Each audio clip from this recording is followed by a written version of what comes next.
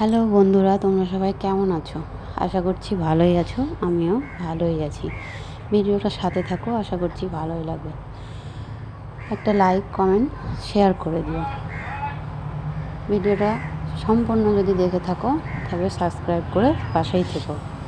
তোমাদের একটা লাইক আমাকে নতুন বন্ধুদের কাছে যেতে সাহায্য করবে। তোমাদের ছাদে কত পাখি কাক আসে দেখো, তোমাদের দেখাচ্ছি। চারিদিকে সবেমাত্র একটু রোদ্দুর উঠেছে, তাই সব কাপড় চোপড় নিয়ে চলে এসেছি ছাদে। দেখো বেশ ভালোই, মানে কালকে সারাদিন বৃষ্টি হওয়ার পরে আজকে পরিষ্কার পরিষ্কার বেশ ভালোই লাগছে, ফ্রেশ লাগছে আর কি। কালকের কাপড় চোপড় তো সব ভেজাই ছিল, সেগুলোই দিতে চলে এসেছি। সব কাজ একা হাতে করি না, তবুও যেন অনেকটাই চাপ হয়ে যায়। বুঝতে পারবে দেখলে যে অনেকটাই সময় আমার লেগে যায়, কারণ জয়েন্ট ফ্যামিলিতে যেহেতু থাকি, অনেকই কাজ থাকে।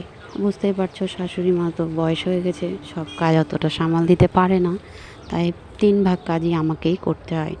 সময়ের সাথে সাথে যেইটুকু তোমাদেরকে দেখানোর চেষ্টা করি, সেটাই মানে বেশ কঠিন হয়ে পড়ে আমার কাছে।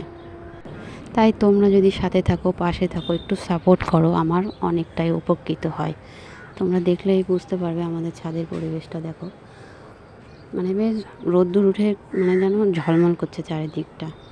তাই তোমাদেরকে দেখিয়ে দিলাম। দেখো চারিদিকে সব গাছপালা যেন একদম ফটফট করছে, দেখতেও ভালো লাগছে।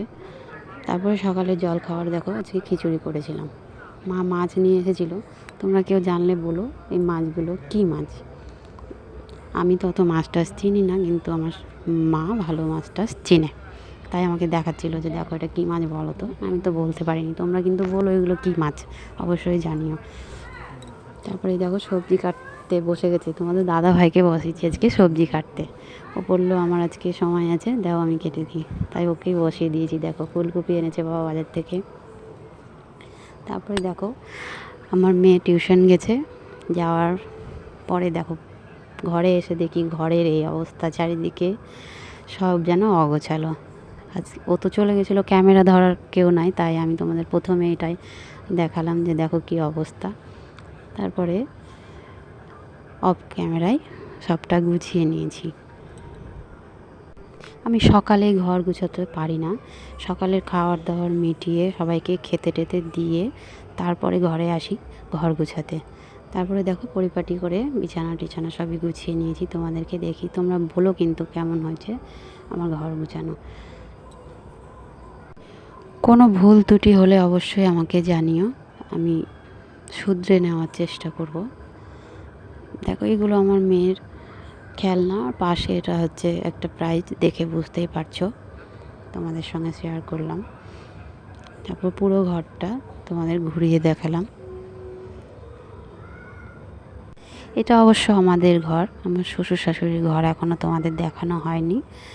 বারান্দাটা দেখেছি, আর আরেকটা ঘর যেটা আছে বাবা মায়ের, সেটা এখনও দেখানো হয়নি। অন্য একটা ভিডিওতে তোমাদেরকে অবশ্যই ওই ঘরটা দেখাবো। একা হাতে সম্পূর্ণটা গুছিয়ে রাখার চেষ্টা করি, যতটা পারি, যতটা সম্ভব হয় পরিপাটি করে গুছিয়ে রাখার চেষ্টা করি। তোমাদের কেমন লাগছে আমাকে কিন্তু জানিও, বলো। এই যে চেয়ারটা দেখছো, এই চেয়ারটাতে আমার মেয়ে টিউশন থেকে আসার পরে ওইটার মধ্যেই জামা কাপড় রাখতে বলি, কারণ বাইরের জামা কাপড় তো তারপরে ছেড়ে ঘরের জামা কাপড় পরে ঘরে পড়াশোনা করে, ওটাতেই আলাদা করে আমরা ছেড়ে রাখি। ও বলে না, আমরাও যদি বাইরে কোথাও যাই তবে ওটাতেই জামা কাপড় আলাদা করে ছেড়ে রাখি, পরের দিন ধুয়ে দিই। তোমরা এভাবে কে আলাদা করে রাখো, ধুয়ে দাও পরের দিন, আমাকে কিন্তু অবশ্যই জানিও। দেখো আলনাটা গুছানো কেমন হয়েছে দেখো, বলো আমাকে। যতটা পারি গুছিয়ে রাখি। তারপরে দুপুরের খাবার তোমরা তো দেখলে মা মাছ কাটছিল, মাছের ঝোল করেছি।